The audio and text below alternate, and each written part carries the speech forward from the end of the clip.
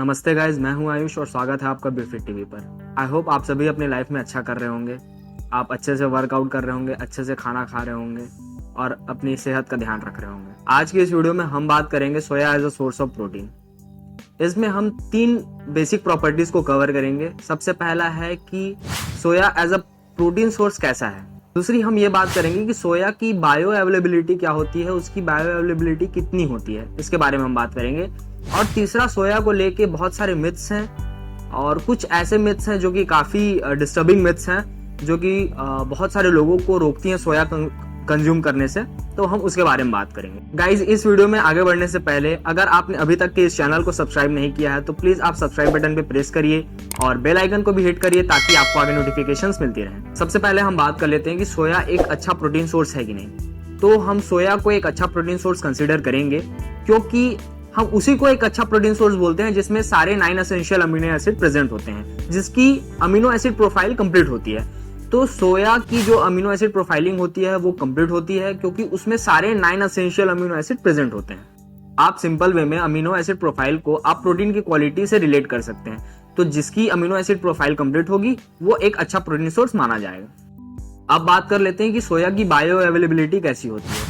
बहुत सारे लोग सोया को इसलिए कंज्यूम नहीं करते हैं क्योंकि सोया की जो बायो अवेलेबिलिटी है वो कम होती है। तो ये बात डेफिनेटली ट्रू है।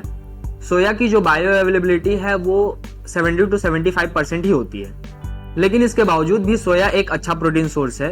वो आपकी जो डेली प्रोटीन गोल है उसको आसानी से कंप्लीट करने में वो हेल्प कर सकता है। मैं सोया को एक अच्छा सोर्स ऑफ प्रोटीन इसलिए बोल रहा हूँ कि सपोज करिए कि आप 100 ग्राम्स ऑफ सोया चंक्स खा रहे हैं, तो उसके पैकेट के पीछे में लिखा होता है कि 100 ग्राम्स ऑफ सोया चंक्स में 52 ग्राम्स ऑफ प्रोटीन होता है। तो अगर सोया की बायो अवेलेबिलिटी 75% ही है, मान के चलिए, तो आपको 52 ग्राम्स का 75% आप करेंगे तो आपको 39 ग्राम्स के आसपास प्रोटीन मिलेगा।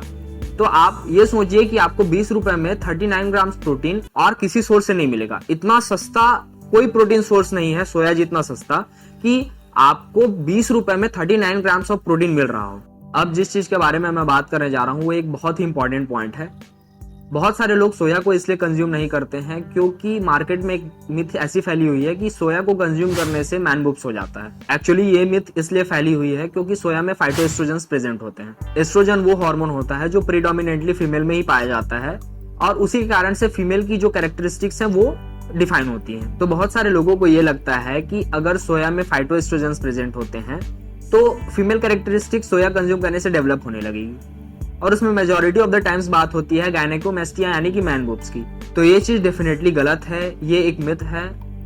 गायनेकोमेस्टिया की प्रॉब्लम तभी देखी जाएगी जब आप डेली 1 से 1.5 किलो सोया कंज्यूम कर रहे होंगे और वो भी काफी दिनों तक के आप कंज्यूम करेंगे, तभी वहां पे फाइटोएस्ट्रोजन जो कि आप में बढ़ेगा उसके कारण से आपको गायनेकोमेस्टिया की प्रॉब्लम देखने को मिलेगी। और कोई बंदा ऐसा नहीं है जो कि 1 से 1.5 किलो सोया आसानी से कंज्यूम कर ले डेली, तो ये चीज इम्पॉसिबल है। तो आप आसानी से 100 ग्राम, 150 ग्राम, 200 ग्राम सोया आसानी से आप कंज्यूम कर सकते हैं, उसमें कोई प्रॉब्लम नहीं है।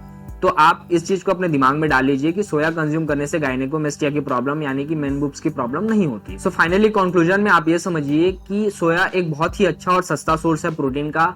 आप आसानी से सोया कंज्यूम करके अपने डेली की जो प्रोटीन रिक्वायरमेंट है वो आप कंप्लीट कर सकते हैं। आप हर रोज सोया कंज्यूम कर सकते हैं, उससे आपको कोई प्रॉब्लम नहीं होगा। और आप सारी मिथ्स को बस करिए और दूसरों को भी बताइए कि सोया कंज्यूम करने से ये प्रॉब्लम नहीं होती है।